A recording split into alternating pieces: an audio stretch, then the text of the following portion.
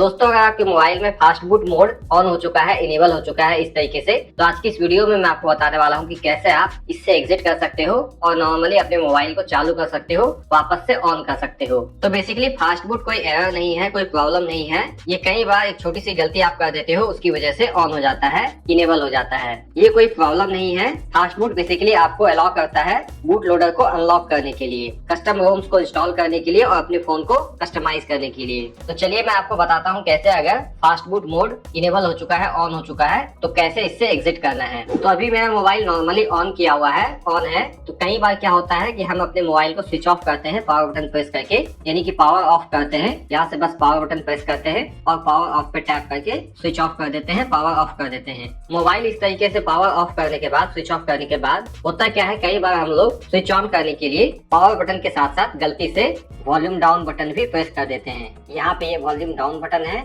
ये volume up button है और ये पावर बटन है। तो वॉल्यूम डाउन बटन और पावर बटन एक साथ प्रेस कर देते हैं इस तरीके से। तो जब हम लोग 10 सेकंड तक पावर बटन और वॉल्यूम डाउन बटन को एक साथ प्रेस करके रखते हैं तो फास्ट बूट इनेबल हो जाता है, ऑन हो जाता है। तो मोबाइल को पावर ऑफ करने के बाद ऑन करने के लिए हम लोग गलती से पावर बटन के साथ साथ कुछ सेकंड तक वॉल्यूम डाउन बटन को भी प्रेस कर देते हैं। तो यही कारण है फास्ट बूट ऑन होने का, इनेबल होने का। तो ये कोई प्रॉब्लम नहीं है, इससे आप आसानी से एग्जिट कर सकते हो। इससे एग्जिट करने के लिए आपको पावर बटन को वापस से 10 सेकंड तक प्रेस करके रखना है और आपका मोबाइल नॉर्मली चालू हो जाएगा। बाकी 10 सेकंड तक केवल पावर बटन प्रेस करके रखने से चालू नहीं होता है आपका मोबाइल। तो आप पावर बटन के साथ साथ वॉल्यूम अप बटन 10 सेकंड तक प्रेस करोगे, उसके बाद आपका मोबाइल चालू हो जाएगा। अभी मैं केवल पावर बटन को 10 सेकंड तक प्रेस करके रखता हूँ। अगर ये काम कर जाता है तो ठीक है, नहीं तो पावर बटन के साथ साथ 10 सेकंड तक वॉल्यूम अप बटन भी प्रेस करना है। तो यहाँ पे आप देख सकते हो मेरा मोबाइल नॉर्मली चालू होने लगा है।